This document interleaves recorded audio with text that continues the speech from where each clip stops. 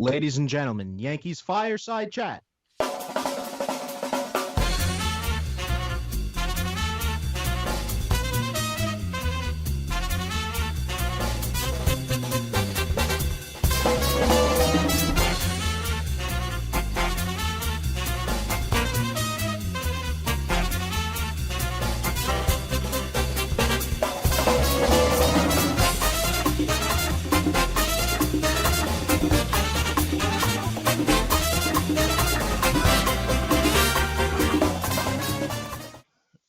All right, YFC is back. I'm back. Baseball is back. More importantly, you got Jute down in Tampa. He's got his hustle like Russell shirt on. Poot, you can't see him, but we believe he is there, believe it or not. That or he's just a little too high. But break down the Yankees opening series. They got the Nationals. They'll be the first sporting event back since COVID, so we'll break that down. How we doing? It's great to have you back, Moot. Nav did a great job sitting in for you while you trolled off to Kansas It was on the Colorado. Yellow Brick Road. Yeah, but you had to go through Kansas and Indiana and Nebraska and everywhere else that you went. But, and then you make me stay here with Poot. My God. What are you trying to do to me? Dude, I don't even want to be here right now. All you do is talk shit. Baseball starts tomorrow, and all you do is talk shit and complain. You're the biggest bitch I know. No, actually, I'm not gonna complain, Moot, because over the weekend and on Monday, I didn't really tune in on Monday, but the Yankees did a fantastic job this weekend, leading up to Thursday. I must say, they swept the Mets in those 2-game series and tied with the Phillies on Monday. But a lot of great things came from those games, and I think that we should discuss first. I think, man, the pitching looks like it's ready to go. Yeah, I think that's one thing. I mean, you saw Montgomery, although they sent him down, there's definitely some weird roster manipulation there, but he looked great. I mean, I think in general, I was trying to figure out, I'm going to be honest, I didn't watch him live. I watched more of the highlights just because with the time difference in Colorado, the game started at like 6 o'clock here, so they were at like 4 p.m. and stuff, kind of weird. But I feel like just watching it, I feel like I know if the Mets sucked that much or if the Yankees pitchers just looked so locked in. I mean, Aaron Judge looks locked in. I feel like the hitters look good, which is kind of nice because during those inter-squad games, they really didn't look that great. Yeah, and that's good to see when they're hitting live. I mean, let's be real here. They didn't face DeGrom or the Mets top of the line starters if they really have top of the line starters. But the Yankees bats did what they did, and it was great to see Judge hit the home runs and Stanton actually get some hits and not look like a complete jackass. But in retrospect, those 2 games against the Mets, I don't know. Actually, I really think the Mets, and I know I'm probably going to get attacked here, but I think the Mets are probably the second to worst team in the NL East. I do. I just don't see a positive thing coming from them this season. I don't think their pitching staff is good enough. They look like shit against the Yankees. That first game, especially. What was that, Jude? Sorry. Show some respect. Is your ringtone Godzilla? No, don't worry about that. Is that Avengers? What was that? It was the Avengers. Look at you. But go ahead. What were you saying? You're so animated, Who Jude. still has a ringtone in 2020? You know. No, I don't know, because I feel like nobody has a ringtone in 2020. Like, most normal people keep their phone on silent or vibrate. Yeah, I do. Also like Cuckold, looking like Eric Estrada. Now he's texting, not even paying attention. All right, anyway. Exactly, no respect. That first game, the Mets looked like you grabbed that team from the sandlot. It was a bunch of nobodies playing. Error after error. I think there were 2 errors in an inning. And just the pitching was god-awful. Yeah, the Mets look terrible. And I don't, it's exhibition games, but my God, Cespedes looked like he couldn't run. Cano looked like he's aged 10 years. Cano his swing's awful. Everything about him's awful.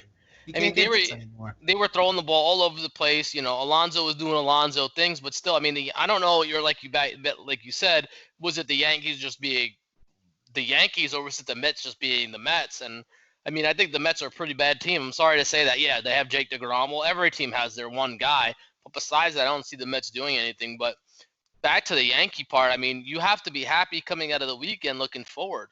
The Nationals are going to be a great matchup on the first 3 days of the season. You take them on Thursday night, Saturday, and Sunday. You have the Friday as the off day.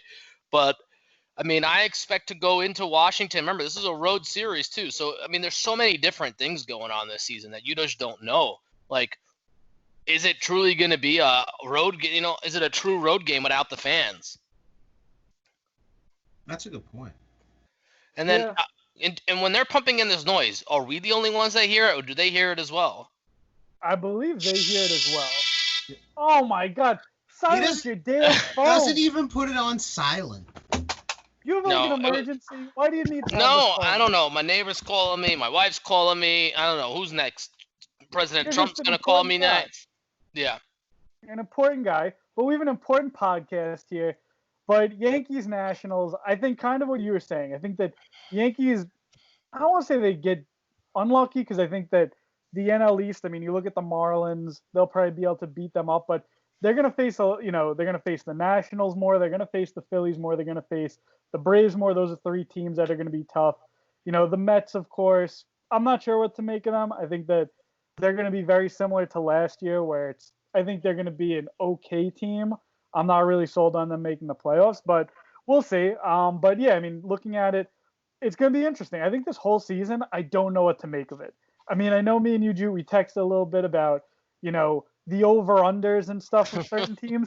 And while I think you can for, like, the shitbag teams like the Orioles, like, there are so many teams, I think, that are in the middle, like those Phillies, the Mets, where you're not even sure what to make of them. I'm not even sure because it's 60 games. You don't know. Yeah, I'm in the same boat. This weekend's going to be interesting. The Nationals, of course, got the pitching. You're going to be facing some good pitchers right off the bat. You're going to be facing Scherzer. You're going to see Strasburg. You're going to see Corbin. I mean, those are three. Those are three of the best guys that you're going to be facing, and it's a realistic. It's realistic for the Yankees to lose all three of those games. It's completely possible.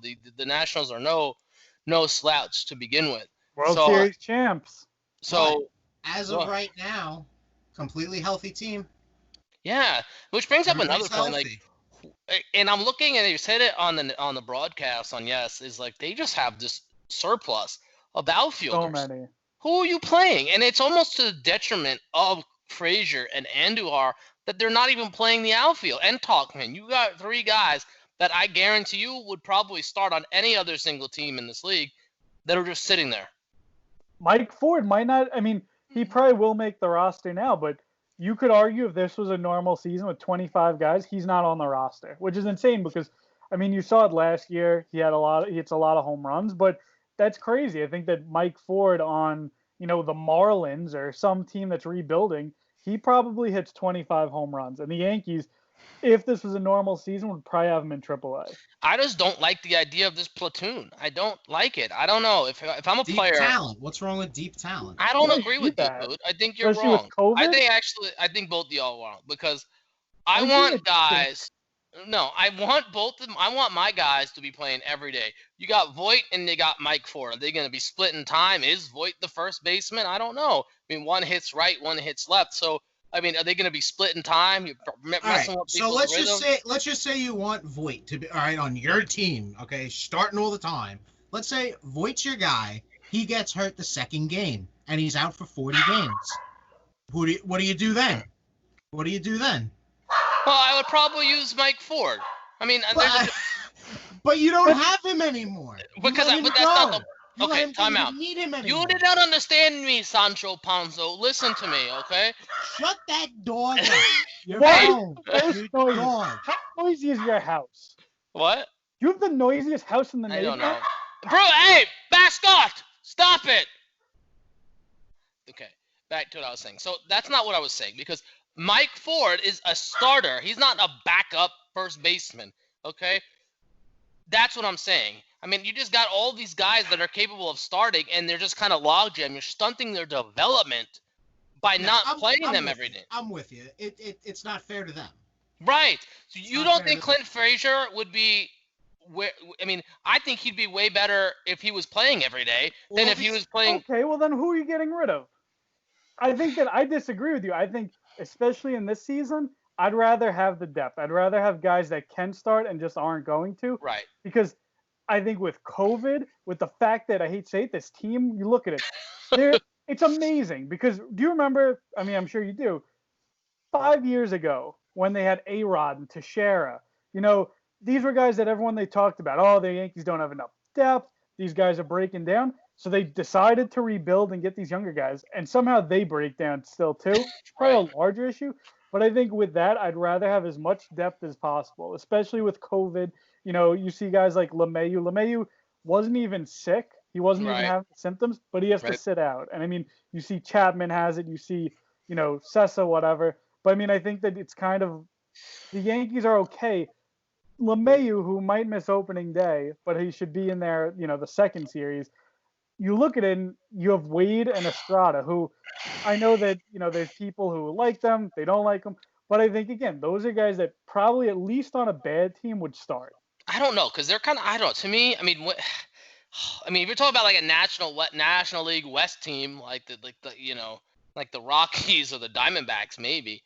But I mean, and I think the point is that we're getting to here about the starting weekend is who actually plays most of the time. Like, who is your best configuration in your bat? That's the kind of question that I'm trying to get to is who are you going to be playing every day to make sure you have the best chance at winning every single day? And in the outfield, it's kind of like, well, obviously Aaron Judge is playing every day. Stanton's going to be DHing every day. So out of the other 5-6 guys that you have, who do you put in there to give you your best chance at winning? You got to go Clint again. You got to give Clint another chance, I think, right now. I don't think they will. So Clint, who in my eyes, I really think should be the left fielder. I'm sorry, I love Brett Gardner has done amazing things for us, but why? Why? I feel like put him out there. I feel like at this point you should just keep Gardner out there though. Like, here's the thing. I think that you can use him either as center fielder or left field, but I feel like Clint with his defense has been kind of shaky. And the Yankees have a ton of righties, maybe against left-handed pitchers, but I don't know. I think that Gardner, I feel like he usually starts off pretty hot and then kind of wears down. So maybe in 60 games you see him, show his best stuff. I still think, the Yankees are in a good spot because you think about it, I think I'd go the best configuration is probably Hicks in center, left field goes to Gardner, and then Stanton is your DH. But here's the problem. So according to your logic, Moot, we're going to be facing, I believe Corbin's a righty, so 3 righties this weekend. So Corbin's a lefty. So Frazier's not going to be playing until Corbin. They play Corbin. Probably, yeah. And that's what I'm saying is you have a young guy who's clearly great off. Does he need work? This has been years now. But he's young enough he needs to take over the helm. Brett Gardner needs to sit down. Then they shouldn't have signed him. I don't get me wrong. I agree with you. I'm the biggest Clint Frazier fan. I feel like if you probably went through the old YFC archives, I feel like I've defended him for a while. But at the same time, I do think this in general, so it's kind of tough. I might be backtracking here, but I think in 60 games, you have to play whoever's your best guys. Like, think of it like fantasy almost. I think that if Gardner suddenly goes 0 for 12 or 1 for 13, I think you take him out, you put Frazier in there, hope Frazier catches fire. I think that it's going to be all about these small sample sizes. I think that if someone's lost at the plate, I think you have to be quick to bench them. Look, and who to say, and I'm going to bring up another thing, Moot. Why start Brett Gardner? Why don't you use Mike Tauchman? Well, we're going to bring on a guy, I think, in a few weeks that I met this weekend at softball, and the argument he was making, he is he was getting livid when he was talking about it, avid anti-Brett Gardner guy. he hates Brett Gardner, and his argument was guys like Tauchman and guys like Frazier can do every bit as much as him at a younger age and, technically faster. 100% correct. That's right. Faster? I don't think they're faster than him.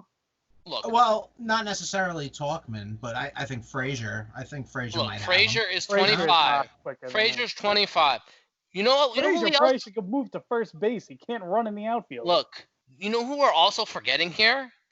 Yeah, Miguel Andujar, who's also a 25. Pretty much should have won the Rookie of the Year 2 years ago.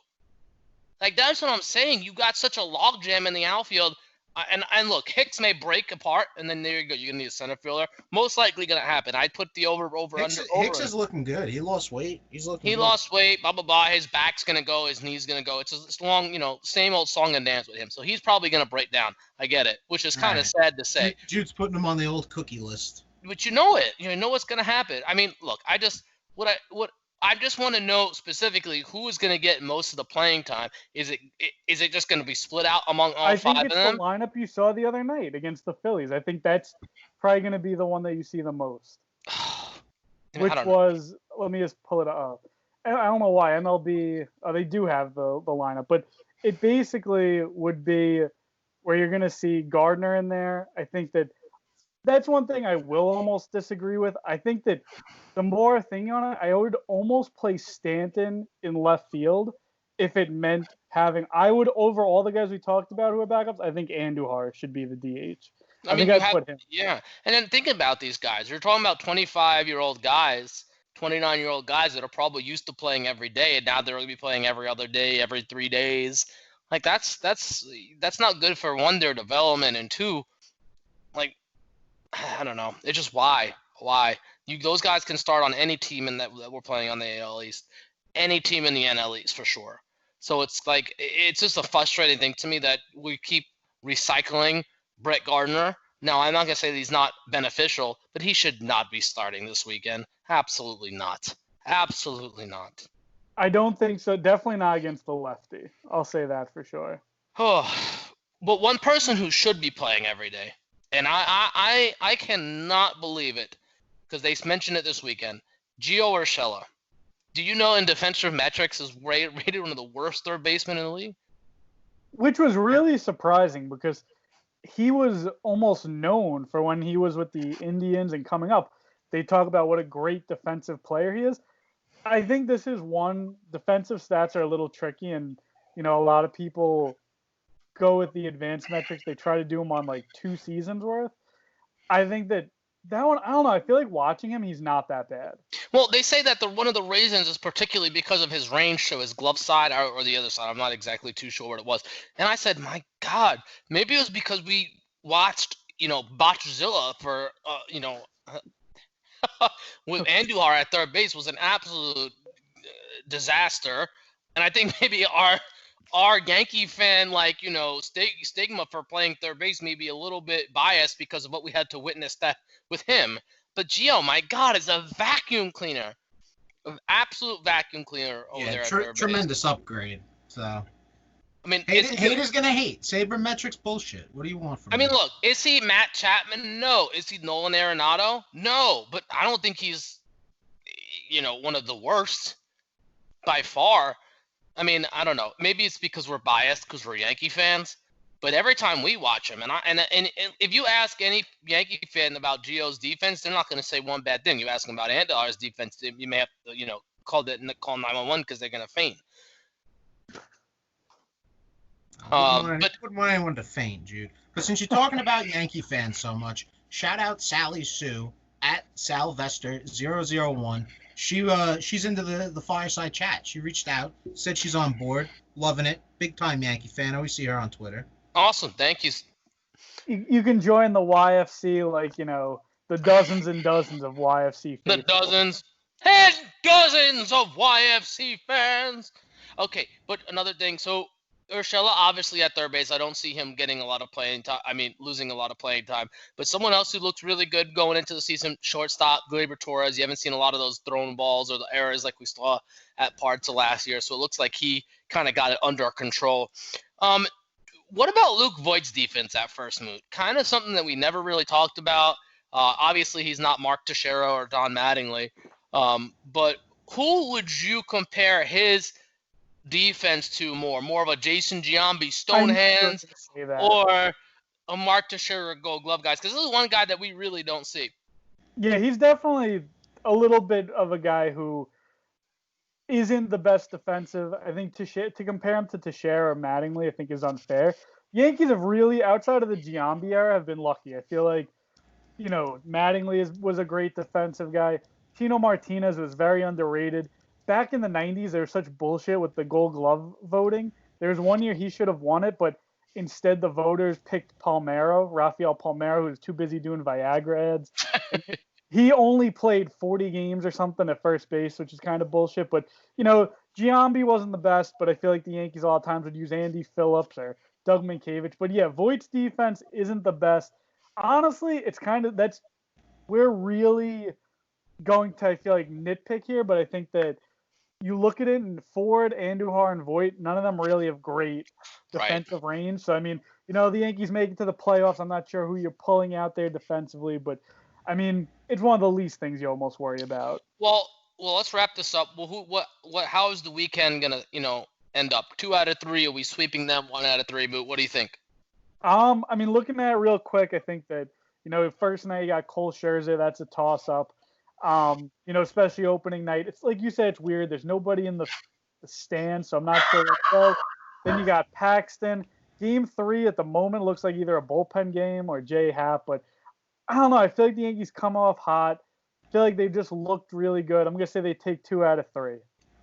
Yeah, I'm agreeing with the mood. I think that's as accurate as it comes in a hot take. I think they take 2 out of 3 as well. I think the game they lose is against Strasburg in the second game. I think they'll be able to handle the other 2. But 2 out of 3 this weekend, and then I don't know who else they have next on the schedule after that. But I think a 2 out of 3 would be a good start for them. And keep in mind, these games are magnified, right? So one game really counts as 3 if it was in the regular season. So I'm excited. We got Russian roulette Vegas rules with this baseball season. I'm excited. I'm sure there's going to be things that we see that we're not used to seeing, a little bit more intense baseball action going on. But, we'll catch up with you all at the end of the week. We have a great interview coming up. Poot, who do we have coming up on Sunday? MJ Torres and Mrs. Torres. Oh, yeah, the cooking group couple, correct? It's the food guy and the missus, yes. Oh, sorry. I said the cooking couple. What, is that wrong? No, you cooking couple, It just made me laugh because you sound like you have no idea what's going on. We have this cooking couple. I don't know what they do. Jude's so last minute with the interviews. What do you...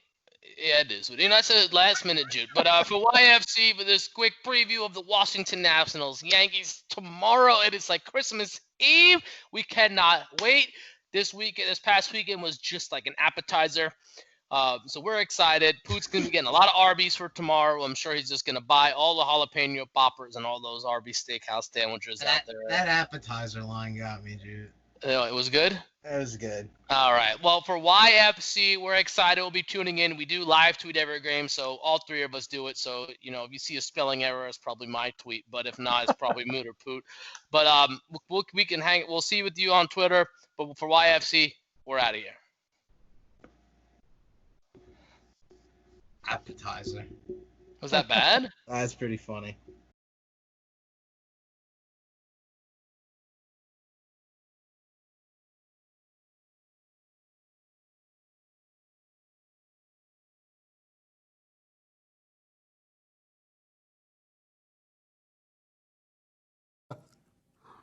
So much drama.